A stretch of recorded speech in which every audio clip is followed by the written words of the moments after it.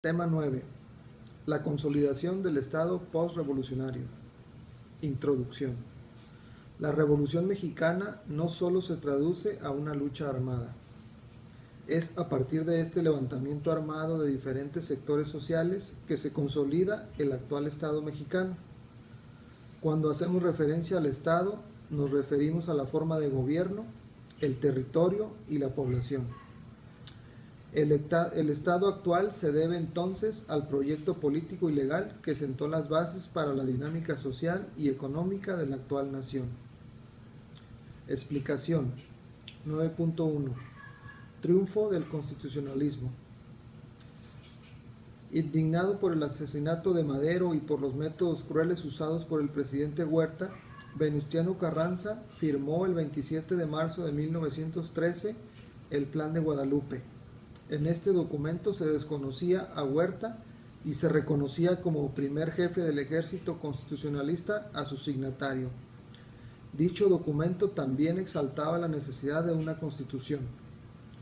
Pronto el Plan de Guadalupe fue secundado por un gran número de fuerzas revolucionarias y Huerta comprendió que debía abandonar la presidencia. En julio de 1914 renunció ante la Cámara de Diputados. Con este acto Carranza triunfa y entra a la ciudad. Asume la presidencia y de manera inmediata comienza a tomar medidas para contrarrestar a Villa y Zapata. Villa y Zapata exigían al nuevo gobierno el cumplimiento del Plan de Ayala, que reclamaba la restitución de tierras a los campesinos. El ejército carrancista, apoyado por la embajada norteamericana, contaba con recursos y armas para enfrentar a Villa. Pronto la división del norte y Villa caerían ante los ejércitos constitucionales. El mismo destino se esperaba para el ejército del sur, encabezado por Emiliano Zapata.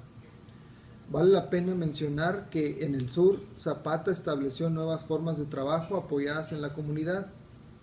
Se echaron a andar ingenios y destilerías y se devolvieron tierras al pueblo.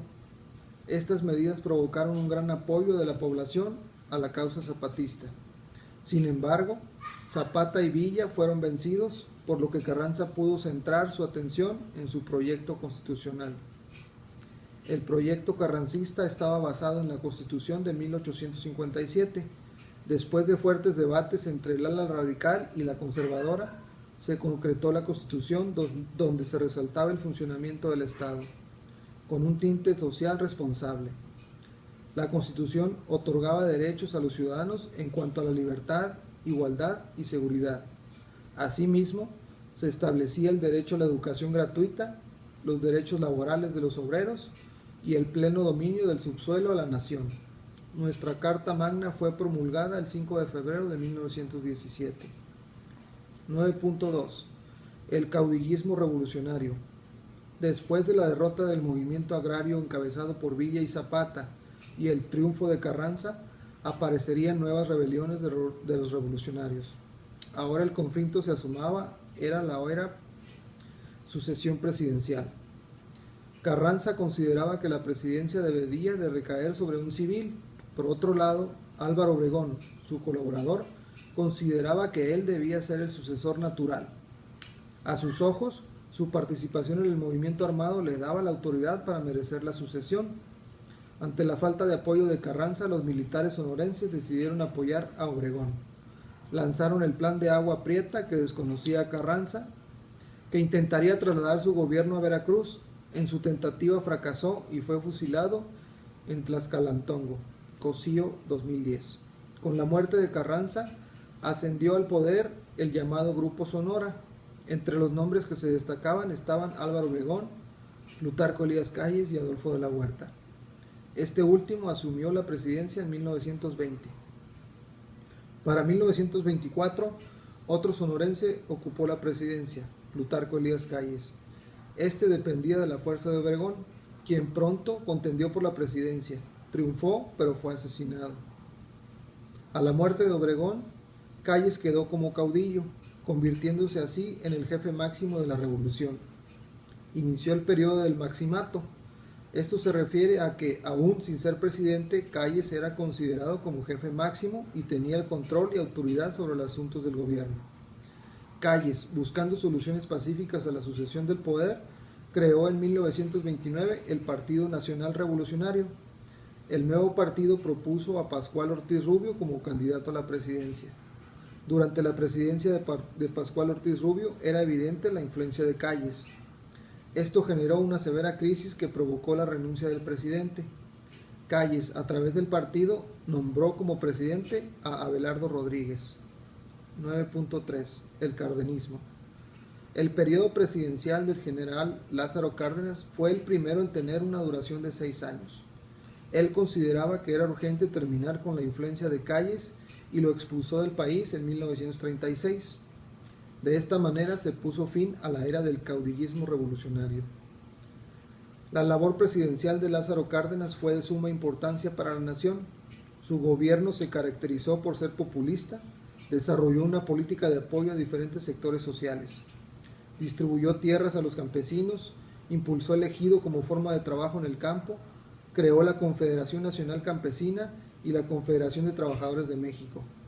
Su interés por las necesidades de los trabajadores lo llevó a tener una política regida por lo señalado en el artículo 123 constitucional. Para 1937, los trabajadores de la industria petrolera exigían aumento de salarios y prestaciones correspondientes a lo marcado por la ley. Debido a que no hubo acuerdo entre obreros y patrones, Cárdenas decidió decretar expropiada la industria petrolera el 18 de marzo de 1938. Cárdenas también dio gran impulso a la educación rural y técnica, creando el Instituto Politécnico Nacional.